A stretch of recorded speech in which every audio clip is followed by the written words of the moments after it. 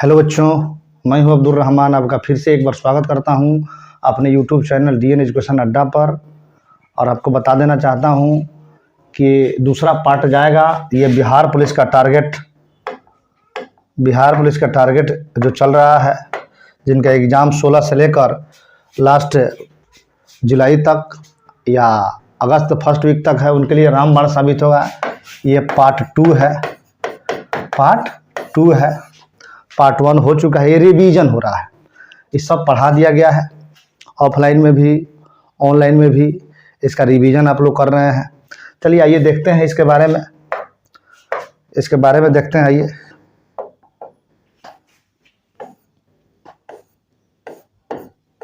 आइए देखते हैं। यह है कि हिंद यूनानियों की राजधानी कहाँ थी। हिंद यूनानियों की राजधानी कहाँ थी? तो साकल थी।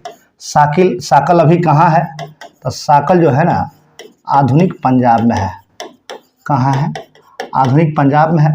हिंद यूनानी की बात होता है तो कहा जाता है कि सबसे पहले भारत पर आक्रमण करने का श्रेय जाता है उत्तरवर्ती मौर्य काल में यूनानियों को जाता है। जैसे हिंद यूनानी सबसे पहले अटैक किए थे भारत में, उसके बाद शक का अटैक हुआ, उसके बाद पहलव का अटैक हुआ, उसके बाद कुषाणों का अटैक हुआ। यानी कि HSPK मतलब हिंद यूनानी, शक, उसके बाद पहलव, उसके बाद कुषाण।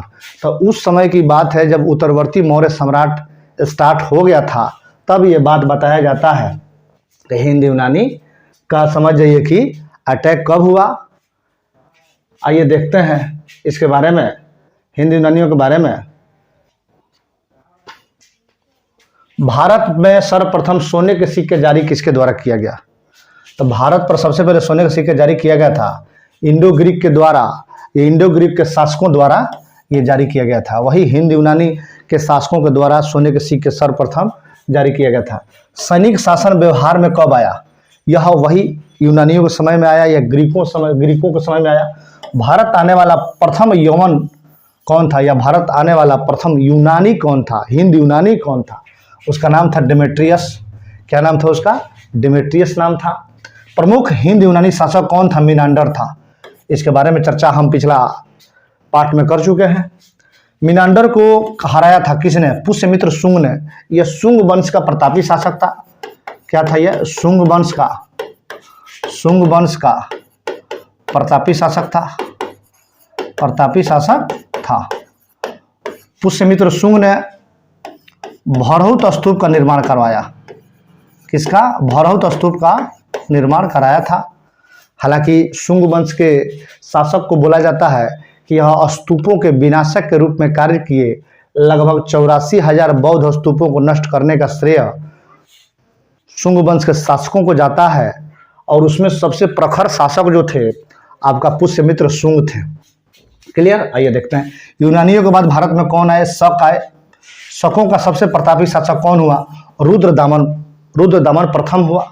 सुदर्शन झील का जीर्णोद्धार किसने करवाया था? रुद्रदमन ने कराया था। सुदर्शन झील का जीर्णोद्धार किसने कराया था? रुद्रदमन ने कराया था। संस्कृत में जारी पहला अभिलेख कौन है? तो वह है जूनागढ़ या गिरनार अभिलेख, जो रुद्रदमन के द्वारा जारी किया गया था। जूनागढ़ और गिरनार अभिलेख। जूनागढ़ अभिलेख किससे संबंधित है? यह मौर्यों के शासन प्रशासन से संबंधित है। उसी की चर्चा इसमें होती है। पहलव की राजधानी कहाँ थी? अब देखिए, सबसे पहले देखिए हिंद यूनानी, उसके बाद शक, और अब पहलव की बारी आती है। पहलव की राजधानी कहाँ थी? तब पहलवों की राजधानी जो थी तक्षशिला थी। ठीक है, तक्षशिला थी। आधुनिक में यह तक्षशिला कहाँ स्थित है? यह पाकिस्तान में स्थित है। कहाँ स्थित है? पाकिस्तान में स्थित है। हालांकि इसका अस्तित्व नहीं है। ये पूछता है प्रश्न कि तक्षशिला किन दो नदियों के बीच में स्थित है? तो यह सिंधु एवं झेलम दो नदियों के बीच स्थित है। तक्षशिला विश्वविद्यालय पूरे विश्व का पहला विश्वविद्यालय था। हालांकि भारत का पहला विश्वविद्यालय के बाद आएगा तो नालंदा विश्वविद्यालय था, जिसको गुप्त वंश के शासक कुमार गुप्त प्रथम ने निर्माण कराया था। पहलव के बाद आगमन किसका हुआ? कुषाणों का हुआ। कुषाण वंश का संस्थापक कौन था? कुजुल कटफिसस थे। कुषाण वंश के संस्थापक कौन थे? कुजुल कड़फिसस थे। कुषाण वंश के संस्थापक कौन थे? कुजुल कड़फिसस थे। कुषाण वंश का प्रसिद्ध शासक कौन था? तो कुषाण वंश का सबसे प्रसिद्ध शासक के बात कहा जाए तो वह होंगे कनिष्क। कौन होंगे? कनिष्क। कनिष्क की पहली राजधानी कहाँ थी? पुरुषपुर थी। पुरुषपुर इस समय पुरुषपुर या पेशावर थी। पेशावर इस समय जानकारी होगा आपको कि कहाँ स्थित है। कनिष्क की या कुषाणों की दूसरी राजधानी कहाँ थी? मथुरा थी। मथुरा थी। कनिष्क अनुयायी था किसका? महायान संप्रदाय का। यह महायान संप्रदाय स्थित है बौद्ध धर्म से। किससे? बौद्ध धर्म से स्थित है। तो बौद्ध धर्म के बारे में हम बताए थे कि यह दो शाखा में विभाजित है, एक महायान शाखा और दूसरा हीनयान शाखा। तो महायान शाखा का आपका अनुयायी जो था कनिष्क थे। द्वितीय अशोक किसे कहा जाता है? कनिष्क को कहा जाता है द्वितीय अशोक। कनिष्क के दरबार में कौन कौन रहते थे? तो कनिष्क के दरबार में कुछ प्रमुख विद्वान भी रहते थे, जैसे नागार्जुन, अश्वघोष, वसुमित्र, चरक, जो सबसे प्रसिद्ध वैदाचार्य थे, वैद्य थे। तो इन्होंने चरक संहिता की रचना की। बुद्ध चरित की रचना किसने की? अश्वघोष ने किया बुद्ध चरित का रचना। आयुर्वेद का जनक किसे माना जाता है? आयुर्वेद का जनक माना जाता है कनिष्क के दरबार में रहने वाले वैद्य चरक को। किसे माना जाता है? चरक को। भारत का आइंस्टीन किसे कहा जाता है? नागार्जुन को। भारत का आइंस्टीन नागार्जुन को कहा जाता है। शून्यवाद के प्रवर्तक कौन थे? ये भी नागार्जुन ही थे। सिल्क मार्ग को आरंभ कराया किसने? सिल्क मार्ग, वही हम बताए थे आपको कि सिल्क मार्ग का शुरुआत किसने कराया? तक कुषाण वंश के प्रसिद्ध शासक कनिष्क ने कराया था। शक संवत चलाया था कनिष्क ने 78 ईस्वी में चलाया था। इसी पर हमारा भारत का कैलेंडर जो है आधारित है। नेक्स्ट आओ।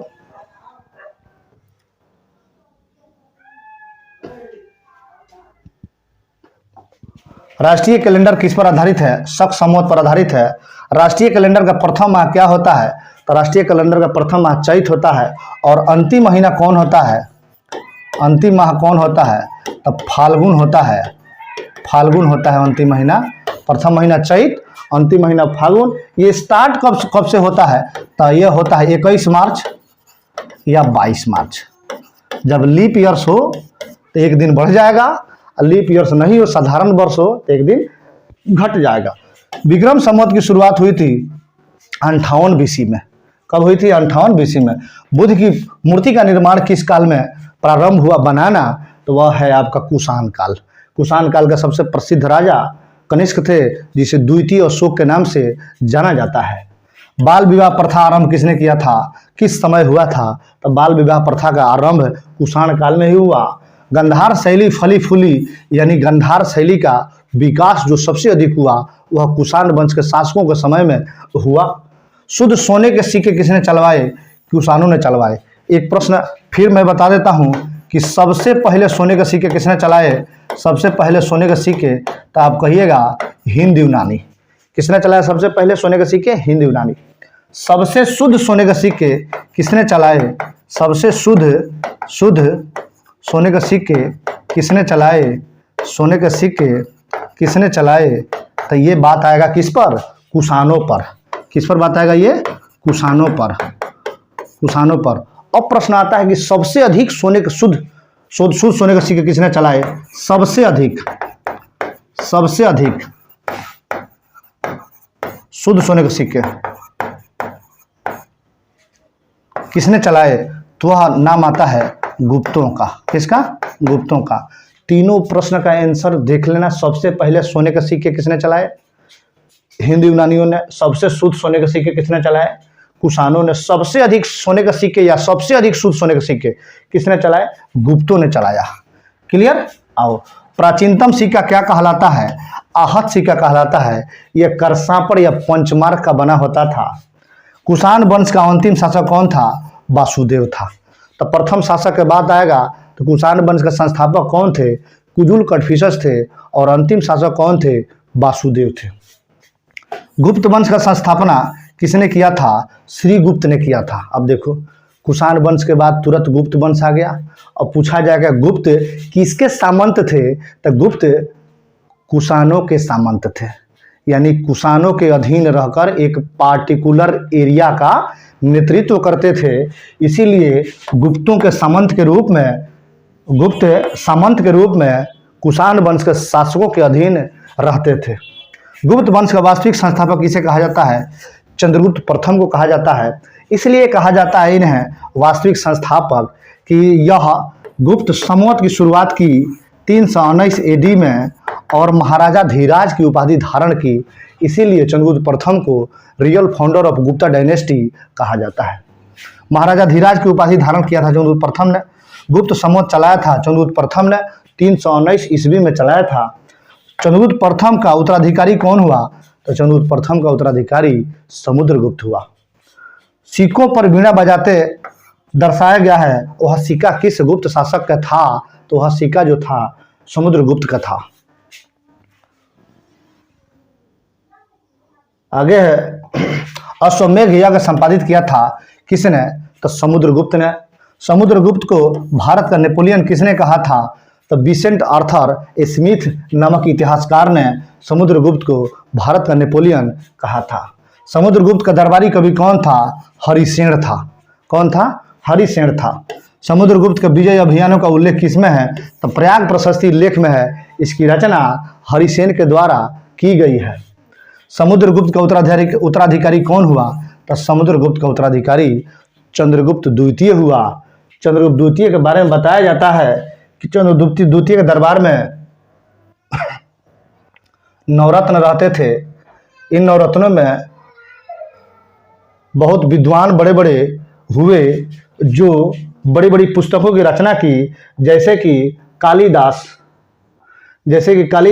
कालिदास के बाद समझ जाइए धन्वंतरी। ये धन्वंतरी जो थे वैदाचार्य थे, वराहमिहिर, ये सब लोग जो थे बहुत विद्वान बड़े बड़े थे, जिसके वजह से यह प्रसिद्धि चंद्रगुप्त द्वितीय के समय में प्राप्त हुई। अब आओ, आर्यभट्ट कौन कौन थे? कालिदास, धन्वंतरी, वराहमिहिर, सुश्रुत, छपड़क, ये सब थे। ये चंद्रगुप्त द्वितीय के दरबार में थे। इन्हें नवरत्न कहा जाता था। नवरत्न कहा जाता था। अब देखो एक बात जान लो, नवरत्न प्राचीन भारत में गुप्त वंश के शासक चंद्रगुप्त द्वितीय के दरबार में नवरत्न रहते थे। और मुगल काल में अकबर के दरबार में नवरत्न रहते थे। ये दोनों एकदम कंठस्थ याद रखना। अब देखो, दशमलव प्रणाली का विकास आर्यभट्ट किसने किया था? दशमलव प्रणाली का विकास आर्यभट्ट के द्वारा किया गया।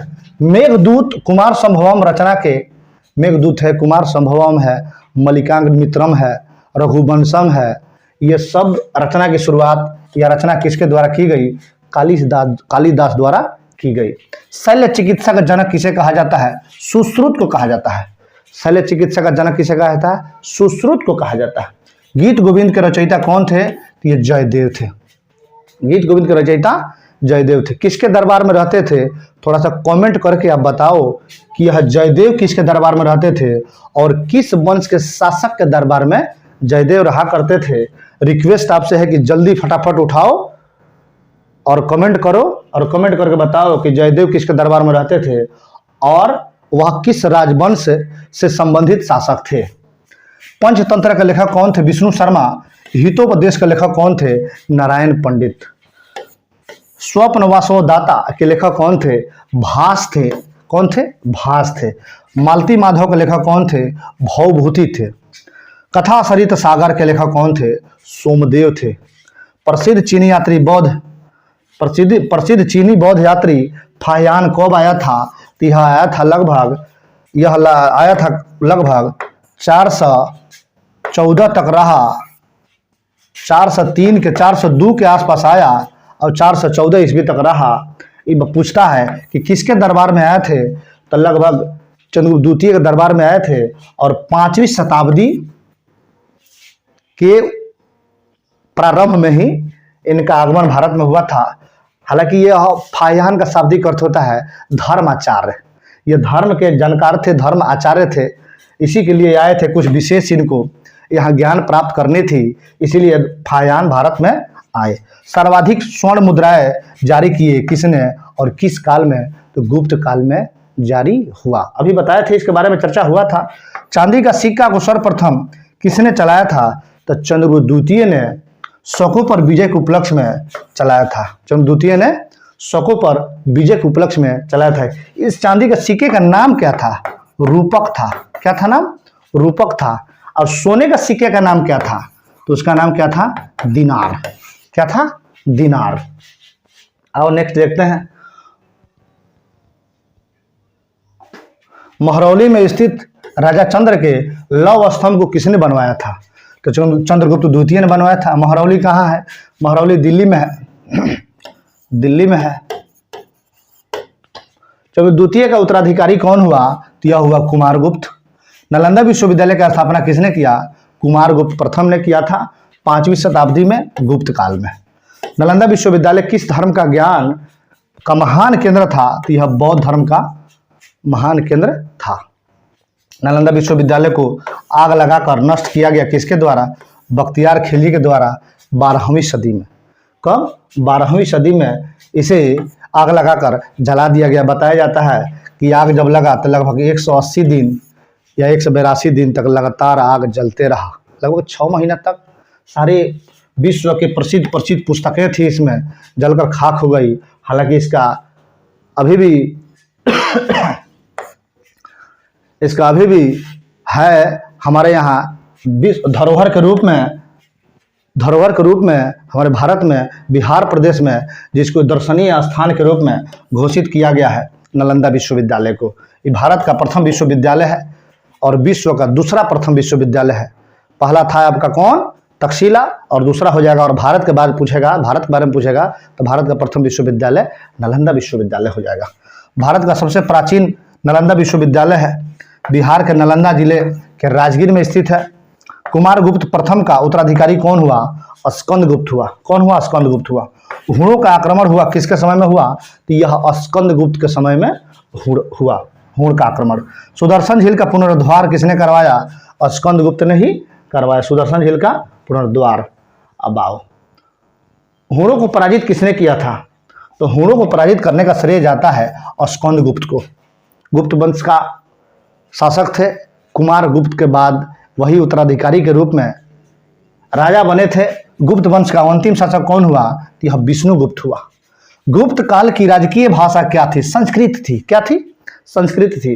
गुप्त काल में भूमि राजस्व दर कितना था? 1/6 था। 1/6 था।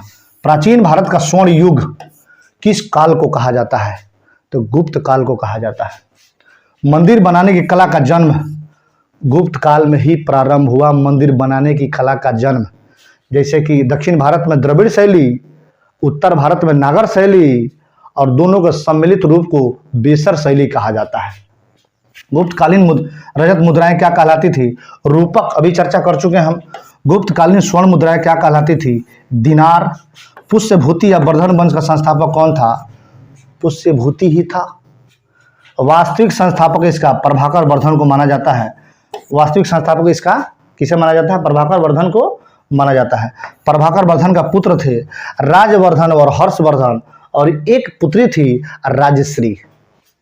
हर्षवर्धन के साम्राज्य की राजधानी कहाँ थी? कन्नौज। कन्नौज कहाँ है? ये उत्तर प्रदेश में है कन्नौज।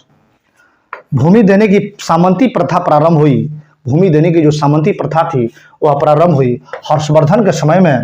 चीनी यात्री हेन सांग भारत आया था। किसके शासनकाल में भारत आया था? तो समझिए कि वर्धन वंश के शासक हर्षवर्धन के समय में चीनी यात्री हेन सांग भारत आया था। 629 से लेकर 647 तक भारत में रहा। हर्षवर्धन के शासनकाल में 606 से लेकर 647 तक ये पूरा हर्षवर्धन का कार्यकाल है। लेकिन वह 629 से लेकर 647 तक भारत में रहा। हेन सांग द्वारा लिखित पुस्तक का नाम क्या है? सुयुकी। फाहियान द्वारा पुस्तक का नाम क्या है? फाहियान द्वारा लिखित पुस्तक का नाम क्या है? लिखित पुस्तक का नाम क्या है? फुयुकी। फुयुकी क्या है? अब देखो, हेन सांग द्वारा सुयुकी और फाहियान द्वारा फुयुकी। यात्रियों में राजकुमार, नीति का पंडित और शाक्य मुनि किसे कहा जाता है? तो हेन सांग को कहा जाता है। हर्षवर्धन का दरबारी कवि कौन थे? बाणभट्ट थे। हर्षचरित तथा कादम्बरी के लेखक कौन थे? तो हर्षवर्धन के दरबारी कवि बाणभट्ट थे। हर्षवर्धन प्रत्येक 5 वर्ष बाद धार्मिक सम्मेलन आयोजित करता था। कहाँ पर करते थे? प्रयागराज में। प्रयागराज में। इसी को महामुक्ष परिषद कहा गया। इसी के एवज में आपका कुंभ महाकुंभ का आयोजन होता है। ठीक है, और नेक्स्ट पॉइंट देखते हैं।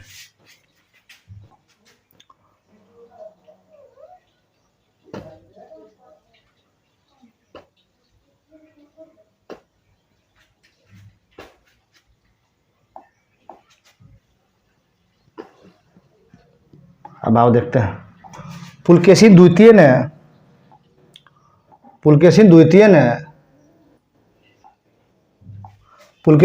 ने हर्षवर्धन को 634 ईस्वी में पराजित किया। कहाँ पराजित किया भाई? नर्मदा नदी के तट पर। 630 होता है, 630 ईस्वी में पराजित किया नर्मदा नदी के तट पर। नर्मदा नदी कहाँ स्थित है? तो नर्मदा नदी गुजरात की जीवन रेखा है। गुजरात की जीवन रेखा कहा जाता है इसे। अब देखो, संगम युग का महान शासक कौन था? भारत का अंतिम सम्राट हिंदू कौन था? तो अंतिम हिंदू सम्राट जो थे हर्षवर्धन थे। संगम युग का महान शासक कौन था? करिकाल था। संगम का अर्थ क्या होता है? कवियों की गोष्ठी या सभा। संगम युग का इतिहास किस राज्य के इतिहास से संबंधित है? तो संगम युग का इतिहास है तमिलनाडु के इतिहास से संबंधित है। प्रथम एवं तृतीय संगम हुआ था कहाँ पर? मदुरै में हुआ था। द्वितीय संगम कहाँ हुआ था? कपाटपुरम में हुआ था। अलवाई में हुआ था। कहाँ हुआ था? कपाटपुरम, अलवाई में। प्रथम संगम के अध्यक्ष कौन थे? अगस्त्य ऋषि थे। प्रथम और द्वितीय के दोनों के अगस्त्य ऋषि थे और तीसरा के नकीरर थे। तृतीय संगम के अध्यक्ष कौन थे? नकीरर थे। अब देखो, तीनों संगमों का आयोजन किया गया था पांड्य राजाओं के संरक्षण में। बहुत इंपॉर्टेंट फैक्ट है, तीनों संगमों का आयोजन किया गया था आपका पांड्य राजाओं के संरक्षण में। संगम साहित्य से किन तमिल प्रदेशों का विवरण प्राप्त होता है? तो चोल, चेर और पांड्या, 3 राजवंशों का जानकारी मिलती है संगम साहित्य से। अब आओ,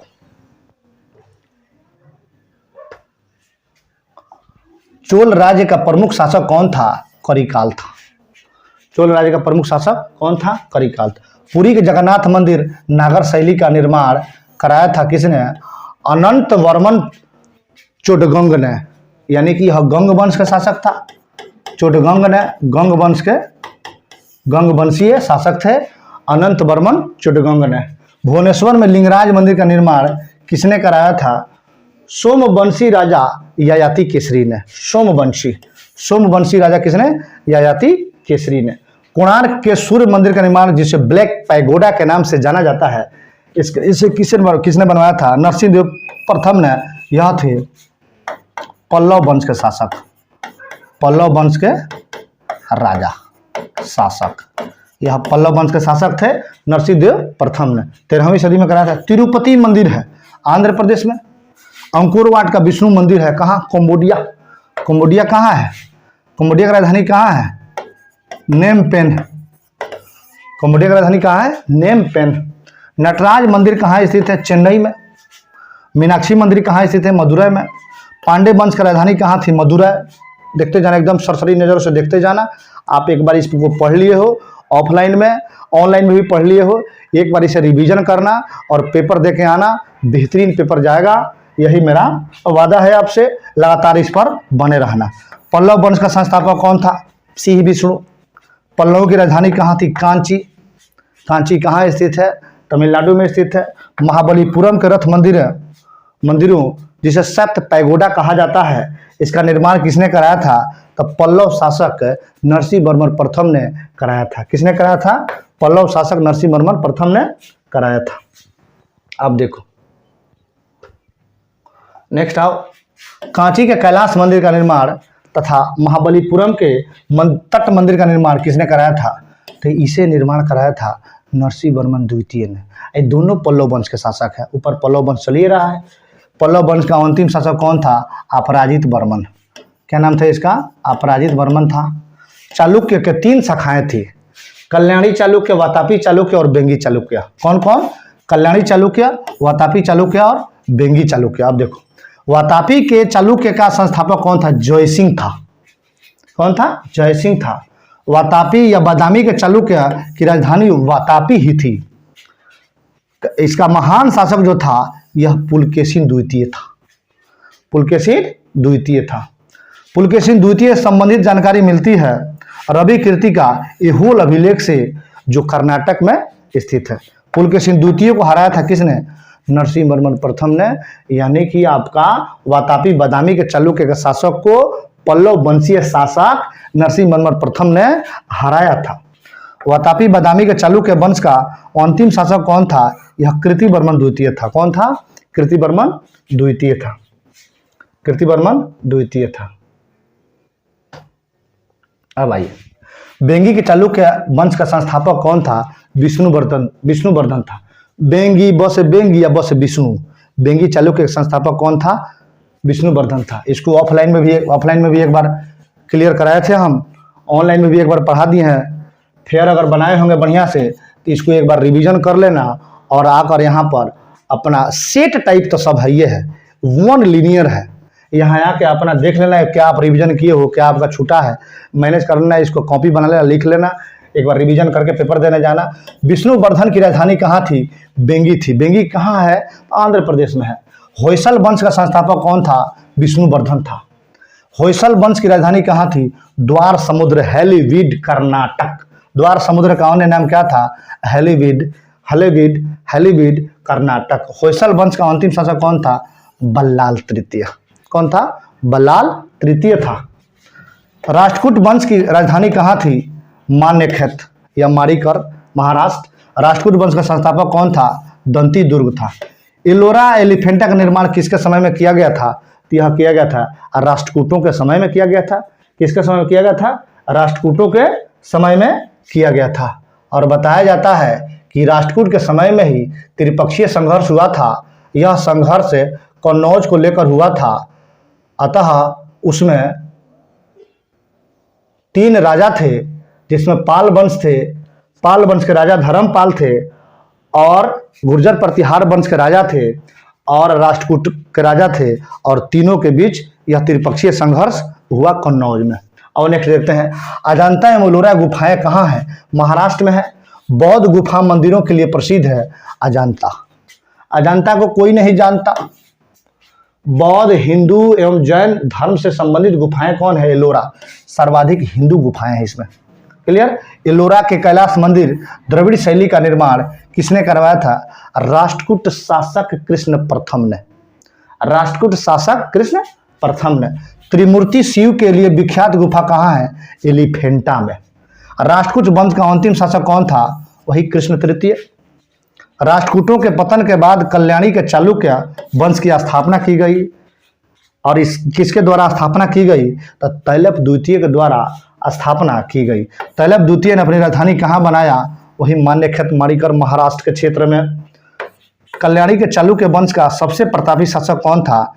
विक्रमादित्य षष्ठ। विक्रमादित्य षष्ठ विज्ञानेश्वर थे। विक्रमादित्य षष्ठ के दरबार में मिताक्षरा की रचना किसके द्वारा की गई? तो मिताक्षरा एक पुस्तक है, साहित्य है, इसकी रचना विज्ञानेश्वर ने किया था। चोल वंश का संस्थापक कौन था? विजयालय।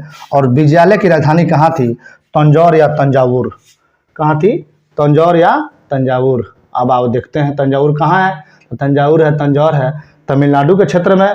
अब देखो, चोल वंश का प्रमुख शासक कौन था? राजराज प्रथम। चोल वंश का प्रमुख शासक कौन था? राजराज प्रथम।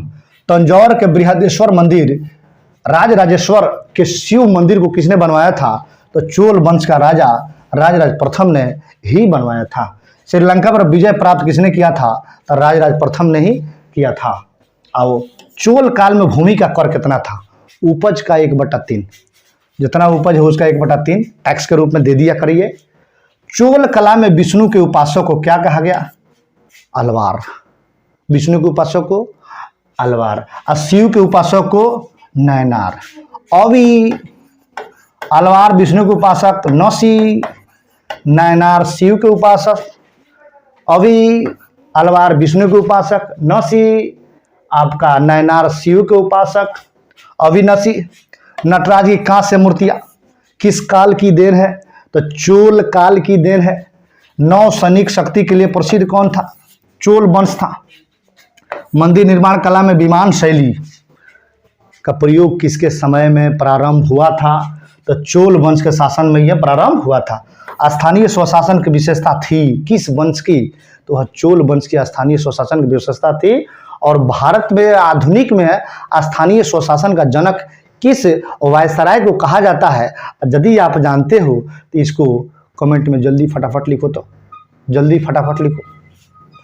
गंगोट चोल कहा जाता था राजेंद्र प्रथम को। चोल वंश का अंतिम शासक कौन था? राजेंद्र तृतीय था। कौन था? राजेंद्र तृतीय। पाल वंश का संस्थापक कौन था? गोपाल। पाल वंश की राजधानी कहाँ थी? मुंगेर, बिहार वाला मुंगेर। पाल वंश का प्रतापी शासक कौन था? धर्मपाल। धर्मपाल पाल वंश का सबसे प्रतापी शासक था। विक्रमशिला विश्वविद्यालय की स्थापना जो भागलपुर में है, बिहार के भागलपुर में है, किसने कराया था? तो धर्मपाल ने कराया था। धर्मपाल का जो पीरियड था 770 से लेकर 810 ईस्वी तक था। पाल वंश का अंतिम शासक कौन था? मदन पाल। MP सर, मदन पाल। अब देखिए, पाल वंश के बाद किसने शासन प्रारंभ किया? तो सेन वंश ने प्रारंभ किया। सेन वंश की स्थापना किसने किया? तो सेन वंश की स्थापना करने का श्रेय जाता है सामंत सेन को। ये सब कहाँ है? जैसे पाल वंश के बारे में हम बता रहे हैं आपको, सेन वंश के बारे में बता रहे हैं आपको। ये दोनों है बंगाल और बिहार। बंगाल और थोड़ा सा बिहार, माने पूरा कंप्लीटली बंगाल और जो क्षेत्र थोड़ा सा पड़ता था बिहार का, हालांकि उस समय केवल बंगाल ही था, बाद में बिहार अलग हुआ उससे, लेकिन बिहार एक क्षेत्र के रूप में था। ये पाल और सेन वंश के मेन क्षेत्र बंगाल ही था। सेन वंश की राजधानी कहाँ थी? नादिया लखनौती, पश्चिम बंगाल में ही है, आज वर्तमान में है, उस समय बंगाल था। हिंदी में अपना अभिलेख उत्कीर्ण कराने वाला प्रथम राजवंश कौन था? रे बाबा, ये तो बड़ा हार्ड क्वेश्चन है।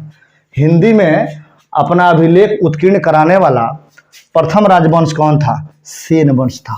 इसका मतलब उस समय हिंदी की महत्वता पर जोर दिया जाता होगा, तबे न अपना अभिलेख उत्कीर्ण कराने वाला पहला शासक बनाइए सेन वंश।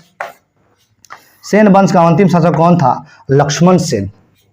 बंगाल का अंतिम हिंदू शासक कौन था? लक्ष्मण सेन। लक्ष्मण सेन के दरबार में कौन से विद्वान रहते थे? जयदेव रहते थे। कौन रहते थे? जयदेव रहते थे। क्या नाम था उनका? जयदेव नाम था। आप देखो, लोहार वंश का संस्थापक कौन था? संग्रामराज। हर्ष शासक था किसका? लोहार वंश का। देखो, हर्ष के बदले में हर्षवर्धन मत समझ लेना। हर्षवर्धन वर्धन वंश का वर्धन वंश का शासक था। वर्धन वंश का शासक था। वर्धन वंश का शासक था, जिसकी स्थापना पुष्यभूति ने किया था। ये आगे एक अलग हर्ष, ये समझो, हर्ष जो था ये लोहार वंश का शासक था। लोहार वंश का संस्थापक था, लोहार वंश का शासक था। ये अब धीरे धीरे हम लोग किधर चल रहे हैं? अब चल रहे हैं हम लोग कश्मीर के कुछ क्षेत्र में। वहाँ आपको लोहार वंश है, और लोहार वंश के बाद आपका अन्य छोटे छोटे वंश मिलेंगे। उसको एक एक करके चर्चा फैक्ट के रूप में कर लेंगे। आइए देखते हैं, हर्ष का दरबारी कवि कौन था? कलहड़ था। ये हर्ष का दरबारी कवि कलहड़। कश्मीर के इतिहास के बारे में जानकारी मिलती है कलहड़ के रचित राज तरंगिणी से। यानी कि बंगाल से सीधे उठ के हम लोग कहाँ चले गए? कश्मीर की तरफ चल गए। अब भारत घूम रहे हैं हम लोग, फिर आ जाएंगे दिल्ली पर। और दिल्ली पर जैसे हम लोग साउथ इंडिया के इतिहास अभी देख रहे थे, चोल, चेल, पांड्य, राष्ट्रकूट वंश, सब उधर हम लोग चल रहे थे साउथ इंडिया की तरफ। अब सीधे चले कश्मीर पर, और कश्मीर से घूमते हो तो फिर आएंगे दिल्ली पर। और दिल्ली पर आएंगे तो कुछ दिन रुकेंगे, यहाँ कुछ समय तक रुकेंगे, पूरा राजवंश यहाँ खत्म करके फिर आधुनिक भारत में जहाँ तहाँ घूमेंगे, क्षेत्रीय शक्ति का उदय कराएंगे, उसके बीच युद्ध कराएंगे। उसके बाद धीरे धीरे एंट्री हो जाएगा ईस्ट इंडिया कंपनी का, फ्रेंच फ्रांसीसियों का, डचों का, स्वीडिशों का, सब धीरे धीरे एंट्री हो जाएगा। उसके बाद से आधुनिक भारत की व्यवस्था शुरुआत हो जाएगी। लोहार वंश का अंतिम शासक कौन था? जयसिंह था। देखो, जयसिंह बहुत जगह मिलेगा, ध्यान रखना है इस बात को। प्रतिहार वंश का शक्तिशाली शासक कौन था? मिहिर भोज। प्रतिहार वंश। और नेक्स्ट देखते हैं, अगला क्या है, प्रतिहार वंश। प्रतिहार वंश शक्तिशाली शासक कौन था, मिहिर भोज। और गुर्जर प्रतिहार वंश का संस्थापक देखते हैं कौन था, तो गुर्जर प्रतिहार वंश का संस्थापक जो था वह नागभट्ट प्रथम था। कौन था, नागभट्ट प्रथम था। नागभट्ट प्रथम था। गुर्जर प्रतिहार वंश का संस्थापक कौन था, नागभट्ट प्रथम था। दिल्ली नगर की स्थापना किसके द्वारा की गई, यह तोमर नरेश अनंगपाल के द्वारा की गई 11वीं सदी में। गुर्जर प्रतिहार वंश का अंतिम शासक कौन था, यशपाल था। कौन था, यशपाल था। गढ़वाल वंश का संस्थापक कौन था, चंद्रदेव। कौन था, चंद्रदेव। गढ़वाल वंश का अंतिम शासक कौन था, जयचंद। यही जयचंद के बारे में बताया जाता है कि 1194 ईस्वी में चंदौर का युद्ध हुआ, जिसमें जयचंद की हार हुई और मोहम्मद गोरी की जीत हुई। 1194 ईस्वी में चंदौर के युद्ध में जयचंद को मार डाला किसने, मोहम्मद गोरी ने। मारा नहीं, जल समाधि लेकर गंगा जी में यह कूदे चले गए। चौहान वंश का संस्थापक कौन था, वासुदेव। अजमेर नगर की स्थापना एवं अपनी राजधानी किसने बनाया था, तो चौहान वंश के राजा अजय राज द्वितीय ने अजमेर को अपनी राजधानी बनाया था और उसकी स्थापना में किया था। चौहान वंश का अंतिम शासक कौन था, पृथ्वीराज तृतीय। कौन था, पृथ्वीराज तृतीय। अन्य नाम इनका क्या है, पृथ्वीराज चौहान, राय पिथौरा, ये सब उनकी उपाधि है। पृथ्वीराज चौहान का राज कवि कौन था, चंद्रवरदायु। कौन है, चंद्रवरदायु। पृथ्वीराज राजसों की रचना किसके द्वारा की गई, चंद्रवरदायी के द्वारा की गई। पृथ्वीराज चौहान ने मोहम्मद गोरी को हराया था। हाँ, मोहम्मद गोरी को ये पहला तराइन के युद्ध में हरा दिए, जो 11 से 91 में हुआ, लेकिन दूसरा तराइन का युद्ध जो 11 से 92 में हुआ, उसमें यह स्वयं हार गए, स्वयं हार गए। अब नेक्स्ट देखते हैं अगला क्या है। अगला है मोहम्मद गोरी ने पृथ्वीराज चौहान को हराया 1192 में तराइन के द्वितीय युद्ध में। परमार वंश के संस्थापक कौन थे, उपेंद्र राज। अब थोड़ा सा हम लोग पहुँचे हैं कहाँ, हम लोग पहुँचे हैं बुंदेलखंड का क्षेत्र में, जो जाग भुक्ति के आसपास जो क्षेत्र है वहीं पर पहुँचे। अब धीरे से यहाँ से फिर निकलकर दूसरे क्षेत्र में चलेंगे। परमार वंश का प्रमुख शासक कौन था, राजा भोज। कवि राज की उपाधि से किसने अपने आप को विभूषित किया, उसका नाम था राजा भोज। अब आइए थोड़ा सा, चंदेल वंश का संस्थापक कौन था, नन्नुक। थोड़ा सा आगे बढ़ गए मध्य प्रदेश की तरफ। चंदेलों की प्रारंभिक राजधानी कहाँ थी, कलिंजर या महोबा। चंदेल वंश के प्रमुख राजा कौन हुए, राजा धंग हुए। चंदेल वंश के समय धंग ने अपनी राजधानी कहाँ बनाया था, खजुराहो बनाया था। कहाँ बनाया था, खजुराहो बनाया था। कंदरिया महादेव का निर्माण किसने किया था, राजा धंग ने किया था। कंदरिया महादेव बराबर पूछता है ये। खजुराहो मंदिर का निर्माण चंदेलों ने किया था, राजा धंग ने किया था। खजुराहो मंदिर का निर्माण बना है नागर शैली में। नागर शैली में बना है, इसका मतलब स्पष्ट है कि ये उत्तर भारत की मंदिर है। खजुराहो का मंदिर संबंधित है जैन धर्म से। खजुराहो का मंदिर है मध्य प्रदेश राज्य में। हाँ, तो वहीं चलिए रहे हैं अभी हम लोग। चंदेल वंश का सबसे प्रतापी शासक कौन था, यशोवर्मन था। मिहिर कुल पराजित हुआ था यशोवर्मन द्वारा। चंदेल वंश का आखिरी शासक कौन था, परमल था। कौन था, परमल था। आखिरी शासक कौन था चंदेल वंश का, वह परमल था। अब देखो, आल्हा उदल नामक 2 बहादुर सेनानायक, बोला जाता है कि आल्हा उदल 2 महान सेनानायक किसके दरबार में थे, तब परमर्दी देव या परमल के दरबार में थे, जो चंदेल वंश का अंतिम शासक था। सोलंकी वंश का संस्थापक कौन था, मूलराज प्रथम। सोलंकी वंश, थोड़ा सा हम लोग पहुंच रहे हैं थोड़ा सा गुजरात के क्षेत्र में। सोलंकी वंश राजपूत राजवंश। सोलंकी वंश राजपूत राजवंश। सोलंकी वंश का राजधानी कहाँ थी, अनिलवाड़ा थी। अनिलवाड़ा गुजरात में है। सोलंकी वंश के प्रमुख शासक कौन हुए, भीम प्रथम, जयसिंह सिद्धराज और भीम द्वितीय। महमूद गजनी ने सोमनाथ मंदिर पर आक्रमण किया था भीम प्रथम का शासनकाल में। कब आक्रमण किया था वो, कब आक्रमण किया था, 1025 में। कौवा आक्रमण था उसका, 16वां। वहाँ के शासक जो था भीम प्रथम था। दिलवाड़ा के प्रसिद्ध जैन मंदिर को बनवाया था भीम प्रथम का सामंत बिमल शाह ने। ये दिलवाड़ा के प्रसिद्ध जैन मंदिर कहाँ है, राजस्थान के माउंट आबू पर्वत पर है। सोलंकी वंश का अंतिम शासक कौन था, भीम द्वितीय। अब देखो, भीम प्रथम के शासनकाल में महमूद गजनी अटैक किया और भीम द्वितीय का शासनकाल में 1178 ईस्वी में मोहम्मद गोरी को ये हराया, भीम द्वितीय मोहम्मद गोरी को हराया, और वही माउंट वो पर्वत पर ले जाकर बड़ी मार मारा इसको। किसको? मोहम्मद गोरी को। मोहम्मद गोरी पैर पकड़ लिया, माफ़ कर दीजिए, छोड़ दीजिए। उसके बाद से 12 साल इंतजार किया। 78 है ना, ये 78 है, 12 साल इंतजार किया, 90 तक वही 11 से 91 में युद्ध की घोषणा कर दिया पृथ्वीराज चौहान के खिलाफ, जो कि 11 से 91 में फिर पृथ्वीराज चौहान ने इसे बड़ी मार मारा, हरा दिया, इसे हरा दिया। फिर ये माफ़ी मांगा, उसके बाद से सैन्य संगठित किया और जो पृथ्वीराज चौहान के विरोधी राजा शासक थे उन्हें अपने दल में लिया, और उसके बाद से कंप्लीट संपूर्ण तैयारी करके पृथ्वीराज चौहान पर 1192 ईस्वी में तनाइन के द्वितीय युद्ध में चढ़ाई किया। अंततः पृथ्वीराज चौहान पराजित हुए।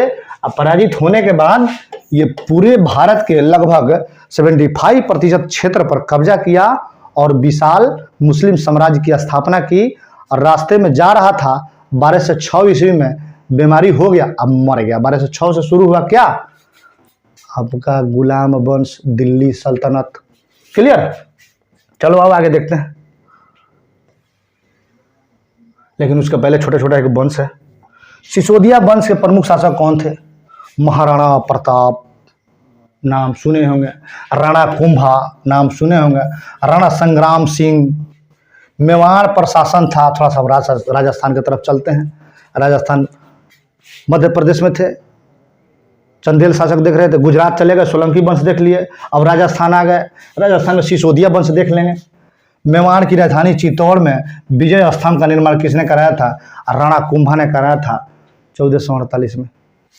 महाराणा सांगा ने इब्राहिम लोदी को पराजित किया था खोतोली के युद्ध 1518 में।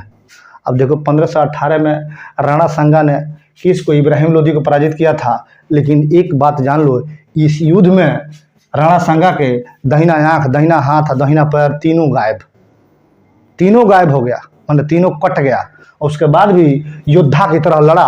और बताया जाता है कि इतिहास में लगातार 79 युद्ध जीतकर खानवा का युद्ध राणा सांगा और बाबर के द्वारा लड़ा गया 1527 में। उसमें राणा सांगा की हार होती है, बाबर विजयी होता है। ठीक है, और उसके विषय में देखेंगे, अभी देखेंगे हम लोग। आइए नेक्स्ट देखते हैं।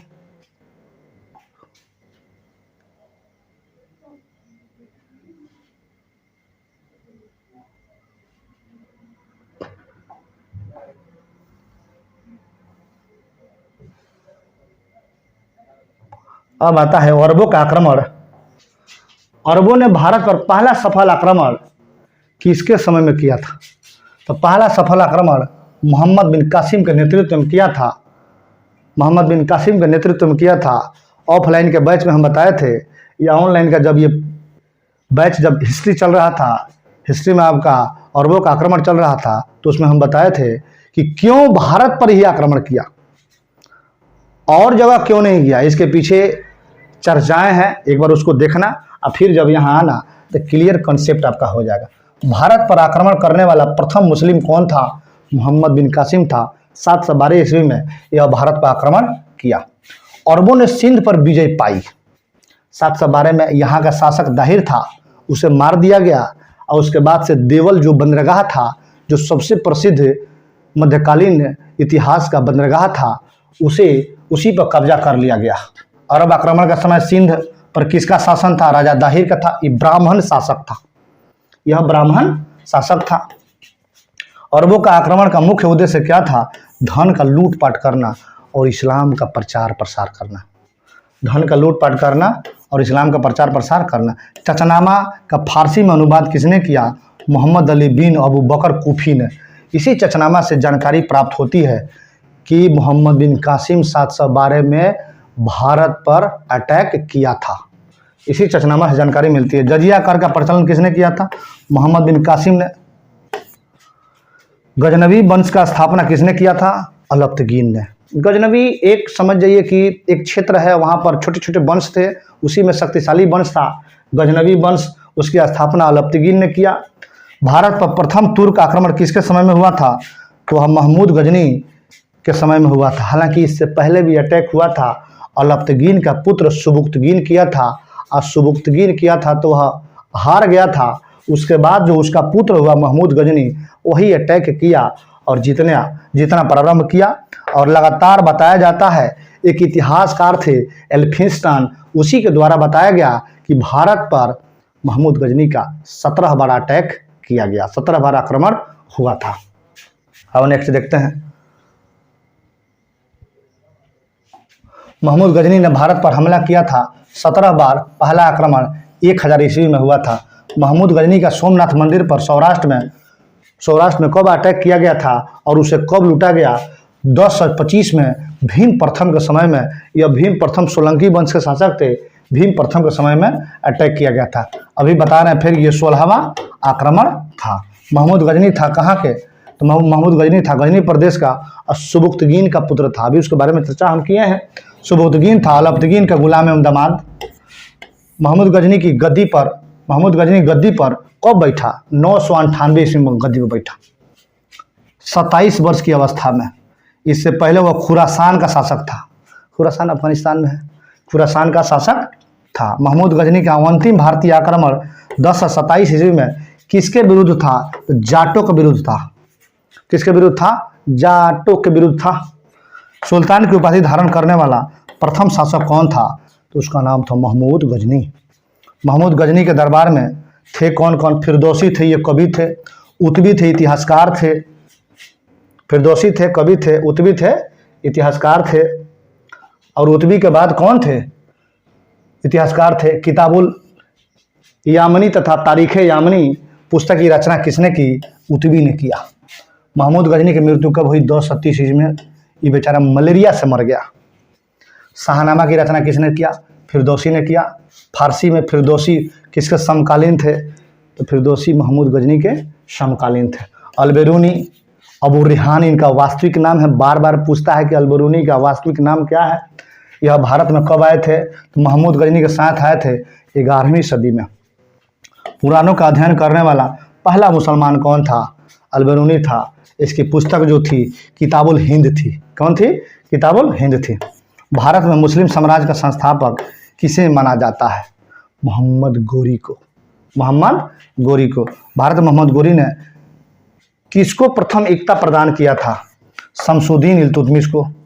ये कितना शानदार प्रश्न है। इल्तुतमिश था उस समय। मोहम्मद गोरी ने भारत पर प्रथम आक्रमण किया और जीता क्या? तो 1175 ईस्वी में मुल्तान पर अटैक किया। और मुल्तान पर अटैक करने के बाद मुल्तान को जीता। मोहम्मद गोरी ने भारत में पहली पराजय कब की? 1178 ईस्वी में भीम द्वितीय ने पराजित किया था। वही सोलंकी वंश के शासक। भीम प्रथम के समय महमूद गजनवी 1025 16वां आक्रमण। अब मोहम्मद गोरी भीम द्वितीय, मूलराज द्वितीय, अंतिम शासक, सोलंकी वंश। उसके समय में कौन था भाई? मोहम्मद गोरी था। 1178 में अटैक किया और 1178 में बड़ी मार मारा इसको। मोहम्मद गोरी को पीटते पीटते लेके आया माउंट आबू पर्वत पर। वहाँ से माफ़ी भी मांगा तो फिर छोड़ दिया। एक बार फिर दोहरा रहे हम। 1191 में तराइन के प्रथम युद्ध में पृथ्वीराज चौहान ने हराया था मोहम्मद गोरी को। तराइन के प्रथम युद्ध में पृथ्वीराज चौहान का सेनापति कौन था? अस्कंद। क्या बात है, बहुत शानदार ये प्रश्न है। अस्कंद था। 1192 में तराइन के द्वितीय युद्ध मोहम्मद गोरी ने हराया था पृथ्वीराज चौहान को। किसको? पृथ्वीराज चौहान को। अब आइए, पृथ्वीराज चौहान के समय युद्ध लगातार द्वितीय जब हार गए, उसके बाद से स्थिति उनकी दयनीय हो गई। उसके बाद 1194 ईस्वी में चंदावर का युद्ध हुआ। उस युद्ध में जयचंद की हार हुई। और जयचंद की हार के बाद समस्त क्षेत्रों को, जो विजित क्षेत्र था, उसे अपने विश्वसनीय सेनापति कुतुबुद्दीन ऐबक को सौंपकर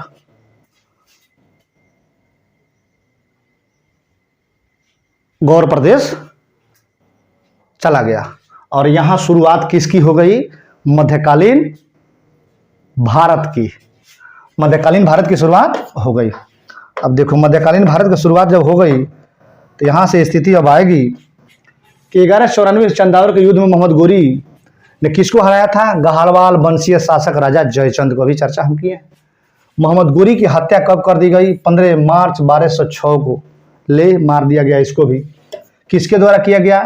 खोखर नामक जाट उप समूह के लोगों के द्वारा। अब देखो, जाटों के द्वारा अंतिम अभियान 1027 में महमूद गजनी, और जाटों के द्वारा हत्या की गई मोहम्मद गोरी की 1206 में।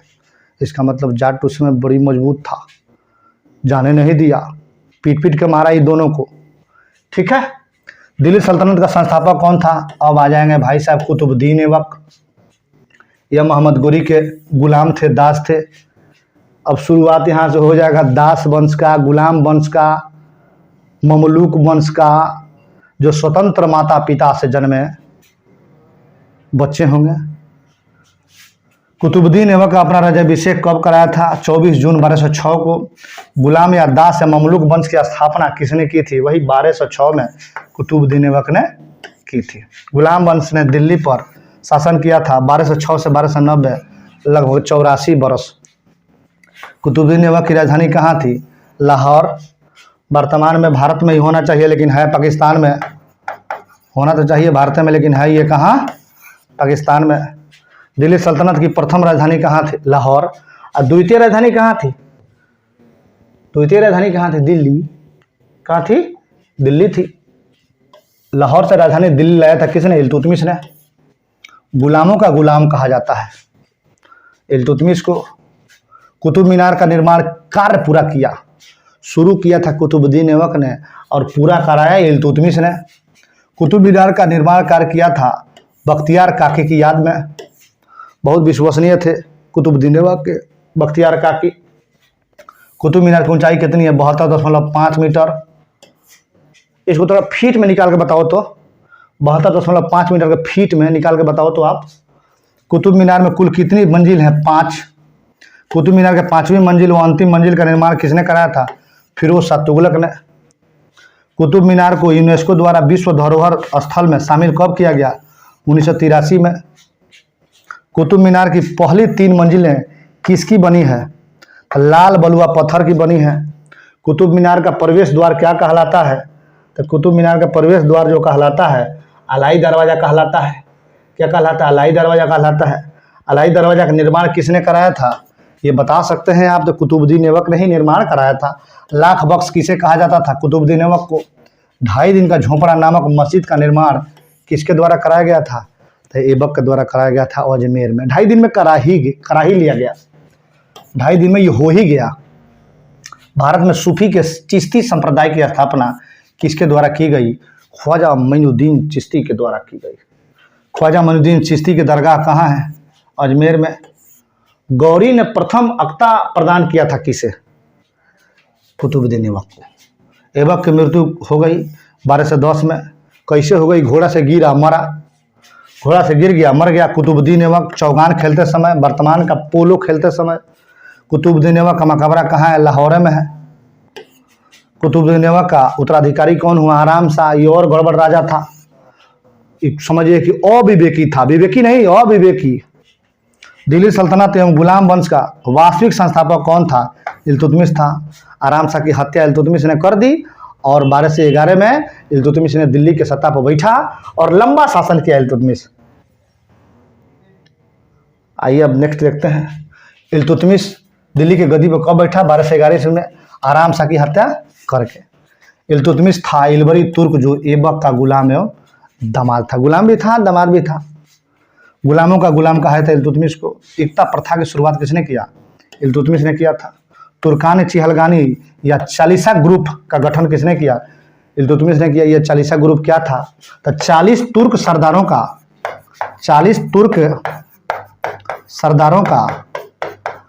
का यह दल था।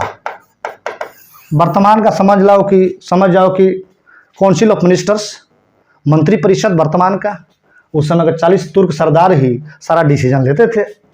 अब नेक्स्ट आओ, अगला देखते हैं। अब तुर्कान चिहलगानी के बारे में जानकारी प्राप्त होगा। अब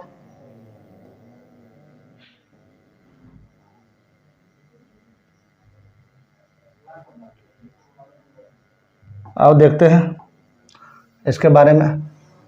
तुर्कान चिहलगानी का विनाश किसने कराया? तो निर्माण तो करा दिए इल्तुतमिश साहब, विनाश तो होगा, जिसका निर्माण होगा उसका अंत होगा। जन्म लिए हैं तो मृत्यु तय है। क्लियर।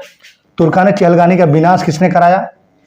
ये बलबन साहब ने करा दिया। बलबन, बलबन, इसमें विशेष नाम में चर्चा नहीं है। बलबन। शुद्ध अरबी सिक्के किसने चलाया? इल्तुतमिश ने चलाया। चांदी का टाका और तांबे का जीतल नामक सिक्का इल्तुतमिश के द्वारा चलाया गया। मंगोल शासक चंगेज खां तमोचिन ने भारत पर आक्रमण किया था इल्तुतमिश के समय में। यह कब आक्रमण किया था? 1221 में। 1221 में तमोचिन या चंगेज खां भारत पर आक्रमण किया था। इल्तुतमिश ने बिहार में अपना प्रथम सूबेदार किसे बनाया था? मलिक जानी को। मलिक जानी को एवाज के स्थान पर, इसके पहले मलिक जानी से पहले कौन था? एवाज था। इल्तुतमिश की मृत्यु हुई थी 1236 में। यह अफगानिस्तान गए थे बामियान अभियान करने के क्रम में। वहाँ से जब लौटे तो बीच में ही इनकी मृत्यु हो गई 1236 में। भारत की प्रथम मुस्लिम शासिका कौन थी? रजिया सुल्तान थी। इल्तुतमिश की पुत्री थी। हालांकि एक बात जान लीजिए, इल्तुतमिश के जो पुत्र थे नसरुद्दीन महमूद, इतना ना भयंकर पियाकर था, इतना ना भयंकर पियकर था कि उसके राजा रहते हुए उसकी डेथ हो गई।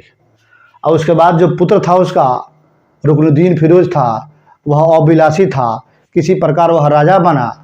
और उसके बाद से इल्तुतमिश चाहता था कि रजिया सुल्तान राजा बने, तो रजिया सुल्तान को न बनाकर रुकनुद्दीन फिरोज बना। और कुछ ही दिन के बाद लोग रोड पर आ गए न्याय की उम्मीद लगाए हुए। तो रजिया निकली रोड पर, और रोड पर निकलकर लाल वस्त्र पहनकर न्याय का भरोसा दिलाया, और रजिया सुल्तान बनी। और पुरुषों की तरह सारा व्यवस्था रखती थी, और पुरुषों की तरह कोट और चोगा पहनकर राज दरबार में बैठती थी।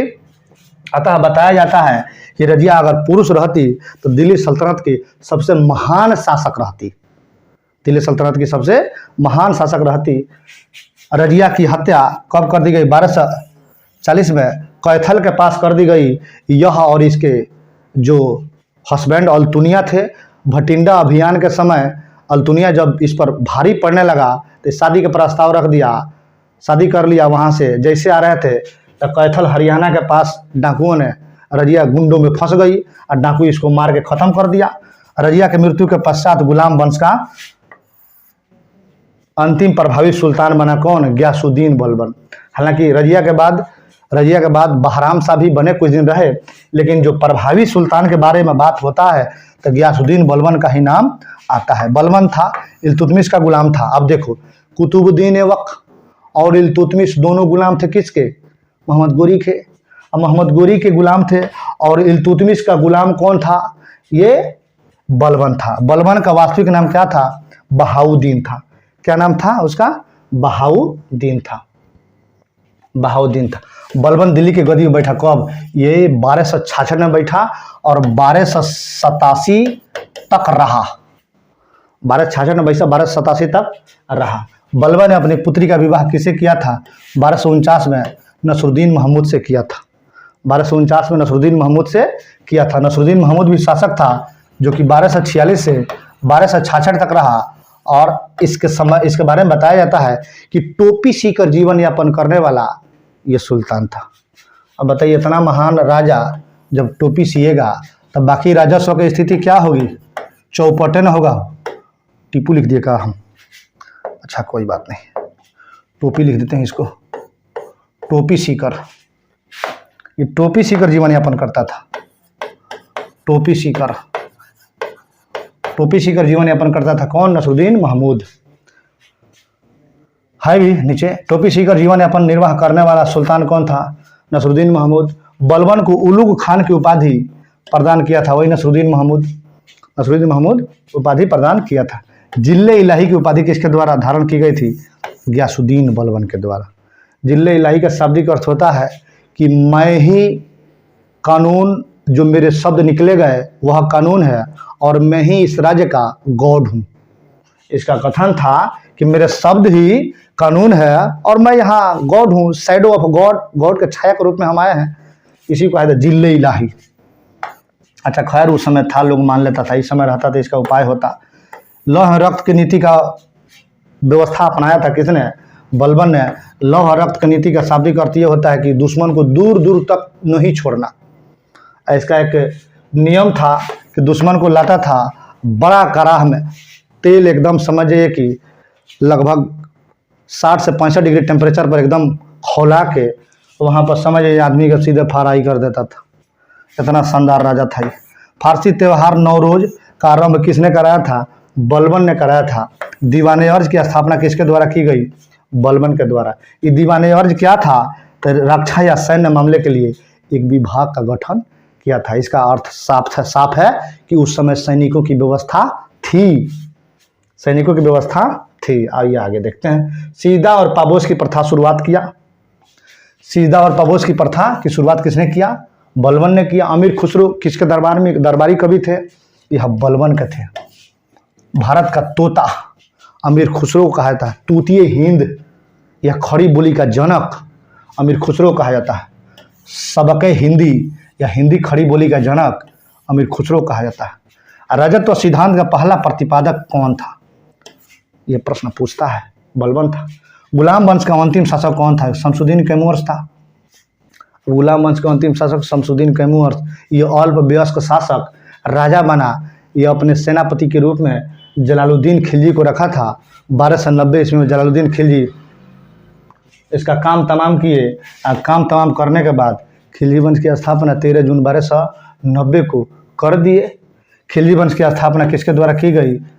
तो खिलजी वंश की स्थापना जलालुद्दीन फिरोज खिलजी के द्वारा की गई 13 जून 1290 को, शमसुद्दीन कैमूर की हत्या करके। जलालुद्दीन खिलजी वंश ने अपनी राजधानी कहाँ बनाया था? किलोखरी को बनाया, दिल्ली के पास में है। खिलजी वंश ने दिल्ली पर शासन किया 1290 से लेकर 1320 तक, लगभग 30 वर्ष तक। बंगाल में खिलजी वंश का संस्थापक कौन था? बख्तियार खिलजी था। कौन था? बख्तियार खिलजी था। 13वीं सदी में बंगाल के राजा लक्ष्मण सेन को पराजित किया था। किसने? बख्तियार खिलजी ने। ये लक्ष्मण सेन वंश का राजा था। अभी पढ़े थे ना हम लोग, सेन वंश का शासक था। और जब बंगाल की बात आएगा तो लक्ष्मण सेन वंश का शासक था। पाल वंश, गोपाल, धर्मपाल, महिपाल या मदन पाल। नालंदा विश्वविद्यालय को नष्ट किया था किसने? बख्तियार खिलजी ने। बख्तियार खिलजी को हमले का पहला विवरण प्राप्त हुआ है तबकाते नासरी से। किससे प्राप्त हुआ है? तबकाते नासरी से।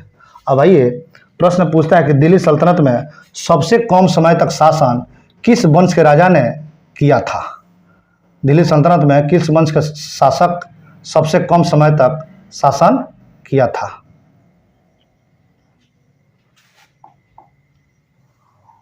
आइए देखते हैं। दिल्ली सल्तनत के किस वंश ने सबसे कम समय तक शासन किया था? तो समय हो जाएगा और राजा हो जाएगा खिलजी वंश। कौन हो जाएगा? खिलजी वंश। अब देखो, फिरोज खिलजी की हत्या किसके द्वारा की गई? फिरोज खिलजी नहीं, यहाँ अलाउद्दीन खिलजी नहीं, जलालुद्दीन खिलजी हो जाएगा। जलालुद्दीन खिलजी बोले तो खिलजी वंश का स्थापना करता। फिरोज खिलजी की हत्या किसके द्वारा की गई? अलाउद्दीन खिलजी के द्वारा की गई। और अलाउद्दीन खिलजी का बचपन का नाम क्या था? अली और गुरसास्प था। अलाउद्दीन खिलजी का सेनापति कौन था? मलिक काफूर। 1000 दीनारी के नाम से मशहूर मलिक काफूर को किसने खरीदा था? तो अलाउद्दीन खिलजी के सेनापति नुसरत खान ने 1000 दीनार में कक्ष के रन के एक बाजार से खरीदा था। सिकंदर सानी अर्थात द्वितीय सिकंदर की उपाधि धारण किसने किया था? अलाउद्दीन खिलजी ने किया था। भूमि की पैमाइश कराकर लगान वसूल आरंभ करने वाला पहला सुल्तान कौन था? तो यह अलाउद्दीन खिलजी ही था। बहुत प्रतापी शासक था। घोड़ा दागने और सैनिकों को हुलिया लिखने की प्रथा की शुरुआत किसने किया? अलाउद्दीन खिलजी ने किया। बाजार नियंत्रण प्रणाली या दीवाने रियासत लागू किसने किया था?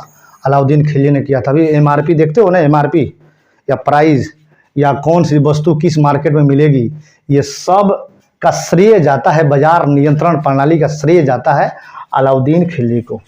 किसको? अलाउद्दीन खिलजी को। अब आइए, गुप्तचर विभागों को संगठित किया था किसने? अलाउद्दीन खिलजी ने। अलाई दरवाज़ा और हौज खास का निर्माण किसके द्वारा किया गया था? यह भी अलाउद्दीन खिलजी के द्वारा किया गया। इस्लामी वास्तुकला का रत्न किसे कहा जाता है? अलाई दरवाज़ा को। इस्लामी वास्तुकला का रत्न किसे कहा जाता है? अलाई दरवाज़ा को कहा जाता है। एकता प्रथा को समाप्त किसने किया? अलाउद्दीन खिलजी ने। ये बताओ कि एकता व्यवस्था शुरुआत किसने किया? एकता प्रथा का मतलब क्या होता है? एकता प्रथा का मतलब होता है कि सैनिकों को नगद वेतन के जगह पर जमीन दे देना। इसी को एकता व्यवस्था की शुरुआत किसने किया था? तो शुरुआत किया था इल्तुतमिश ने, और इसको ख़त्म किसने किया? अलाउद्दीन खिलजी ने। 40 दल सरदारों का जो था तुर्कान चिहलगानी की शुरुआत किया था इल्तुतमिश ने, और उसका समाप्ति बलबन के द्वारा किया गया। दक्षिण भारत में पहला सैन्य अभियान शुरू करने वाला शासक था अलाउद्दीन खिलजी। कौन था? अलाउद्दीन खिलजी। मंगोलों का आक्रमण 1290 से लेकर 1301 तक 1299 से लेकर 1301 तक दिल्ली का सुल्तान उस समय कौन था? तो अलाउद्दीन खिलजी ही था। अलाउद्दीन खिलजी के आक्रमण के समय चित्तौड़ का शासक कौन था? राणा रतन सिंह था। यह राणा रतन सिंह था। इसी अभियान के समय रानी पद्मावती थी। अलाउद्दीन खिलजी की मृत्यु कब हुई? 1316 में हो गई। खिलजी वंश का अंतिम शासक कौन हुआ? कुतुबुद्दीन मुबारक शाह। कौन हुआ? कुतुबुद्दीन मुबारक शाह। अब देखो कितना बढ़िया ये राजा था कुतुबुद्दीन मुबारक शाह या मुबारक शाह खिलजी। कभी कभी दरबारियों के बीच नग्न होकर दौड़ा करता था और स्त्रियों को वस्त्र पहनकर ये आ जाता था। क्या बात है, राजा कितना बलशाली है कि कभी कभी दरबारियों के बीच नंगा होकर दौड़ा करता था और कहने पर स्त्री का वस्त्र पहनकर दरबारियों के बीच आ जाता था। उसका नाम था कुतुबुद्दीन मुबारक शाह। रानी पद्मिनी पद्मावती थी चित्तौड़गढ़ की रानी और राजा रतन सिंह की पत्नी। पद्मावत महाकाव्य की रचना किसके द्वारा की गई? मलिक मोहम्मद जायसी के द्वारा। यह मलिक मोहम्मद जायसी किसके समकालीन थे? तो मलिक मोहम्मद जायसी शेरशाह सूरी के समकालीन थे। शेरशाह सूरी के समकालीन थे। शेरशाह सूरी की जब बात आएगा तब 1540 से लेकर 1545 तक इनका समय काल होगा, टाइम पीरियड होगा। अब ये तुगलक वंश का संस्थापक कौन था? गियासुद्दीन तुगलक या गाजी मलिक। दिल्ली सल्तनत पर सबसे अधिक समय तक शासन किसने किया? तुगलक वंश ने 94 वर्ष तक। सिंचाई के लिए नहरों का निर्माण कराने वाला पहला शासक कौन था? ये गियासुद्दीन तुगलक था। सिंचाई के लिए नहरों का निर्माण कराने वाला पहला शासक कौन था? गियासुद्दीन तुगलक था। तुगलकाबाद नगर का निर्माण तथा गाजी की उपाधि धारण करने वाला प्रथम सुल्तान कौन था? तो इस समझ गियासुद्दीन तुगलक ही था। तुगलकनामा के लेखक कौन थे? अमीर खुसरो। याद रखना इसको। तुगलकनामा के लेखक कौन थे? अमीर खुसरो। अमीर खुसरो के गुरु कौन थे? निजामुद्दीन औलिया। निजामुद्दीन औलिया का दरगाह कहाँ है? ग्यासपुर दिल्ली में। निजामुद्दीन औलिया के शिष्य थे कौन? बाबा फरीद के। निजामुद्दीन औलिया किसके शिष्य थे? बाबा फरीद के। गियासुद्दीन तुगलक की मृत्यु हो गई थी 1325 में। ये बंगाल अभियान से वापस जा रहे थे। इसी समय निजामुद्दीन औलिया इनको बोले कि हुनूज दिल्ली दूरस्थ। जब बंगाल अभियान करने गए थे तब कुछ दिन के लिए इनको पूरा दिल्ली के शासन प्रशासन देख रेख करने के लिए निजामुद्दीन औलिया को गियासुद्दीन तुगलक ने रखा था। जैसे उधर गए थे इधर दान लाखों करोड़ों में देने लगे। वहाँ से मैसेज किए कि अब आ रहे हैं दिल्ली तो आपका व्यवस्था करेंगे, आपका हाल खबर लेंगे। तो उसी समय निजामुद्दीन औलिया ने बोला था हुनूज दिल्ली दूरस्थ। बेचारे दिल्ली तक पहुँचे नहीं। दिल्ली के पास में अकबरपुर नामक एक स्थान है, वहीं पहुँचे। वहीं जैसे पहुँचे रात में विश्राम कर रहे थे, उस महल में आग लग गई। बेचारे चले गए जमराज के पास। कहाँ चले गए? जमराज के पास चले गए गियासुद्दीन तुगलक। अब गियासुद्दीन तुगलक के बाद आते हैं बहुत प्रतापी शासक जिसका नाम आप लोग इतिहास में सुने होंगे। इस शासक का नाम है मोहम्मद बिन तुगलक। बहुत खतरनाक और बहुत योग्य विद्वान शासक हैं ये। आओ देखो इनके बारे में। जौना खां के द्वारा निर्मित महल में दबकर इनकी मृत्यु हो गई 1325 में। 1325 में बेचारे चले गए। मोहम्मद बिन तुगलक का मूल नाम क्या था? जौना खां था। मोहम्मद बिन तुगलक दिल्ली के सिंहासन पर कब बैठा था? वही 1325 तक बैठेंगे और 1351 तक रहेंगे। सन की था भी पागल। स्वप्नशील और रक्त पिपासु, साफा खून पीने वाला मोहम्मद बिन तुगलक था। भारत में सर्वप्रथम सांकेतिक मुद्रा का प्रचलन किसने किया था? मोहम्मद बिन तुगलक ने किया था। कृषि विकास के लिए दीवाने अमीर ए कोही विभाग की स्थापना किसके द्वारा किया गया? मोहम्मद बिन तुगलक के द्वारा किया गया। अपनी राजधानी दिल्ली से दौलताबाद या देवगिरी किसने हस्तांतरित की थी? तो मोहम्मद बिन तुगलक ने हस्तांतरित की थी। इब्न बतूता मोरक्को का यात्री था। यह भारत आया था, किसके शासनकाल में आया था? तो एमबीटी के शासनकाल में आया था 1333 में। इब्न बतूता ने अपनी यात्रा वृत्तांत लिखा है किताबुल रहला ग्रंथ में, जो कि है अरबी भाषा में है। अरबी जिसको जानकारी होगा पढ़ लेना इसको, अभी नहीं, नौकरी के बाद। विजयनगर में बहमनी राज्य की स्थापना हुई थी। मोहम्मद बिन तुगलक के शासनकाल में विजयनगर के बारे में बताया जाता है कि 1336 में स्थापना हुई थी, जबकि बहमनी साम्राज्य के बारे में बताया जाता है कि 1347 में स्थापना हुई थी। विजयनगर हरिहर और बुक्का नामक दो भाइयों ने स्थापना की थी, जबकि बहमनी साम्राज्य हसन बहमन शाह गंगू ने स्थापना की थी। मोहम्मद बिन तुगलक का उत्तराधिकारी बना था कौन? फिरोज तुगलक, इसका चचेरा भाई था। ब्राह्मणों पर जजिया कर लागू कराने वाला पहला मुसलमान शासक कौन था? तो यह फिरोज शाह तुगलक था। एफएसटी ऐसे याद करना है, एमबीटी, एफएसटी और जीएसटी। गयासुद्दीन शाह तुगलक प्रथम शासक, फिरोज शाह तुगलक, मोहम्मद बिन तुगलक, फिरोज शाह तुगलक और लास्ट में एनएमटी नसरुद्दीन महमूद तुगलक। ऐसे याद करो, याद हो जाएगा। दीवान खैरात की स्थापना किसके द्वारा किया गया? दान देना, दीवान खैरात। फिरोज शाह तुगलक सिंचाई कर हक सर्ब लागू करने वाला दिल्ली का पहला सुल्तान कौन था? तो दिल्ली का पहला सुल्तान फिरोज तुगलक था। कौन था? फिरोज तुगलक था।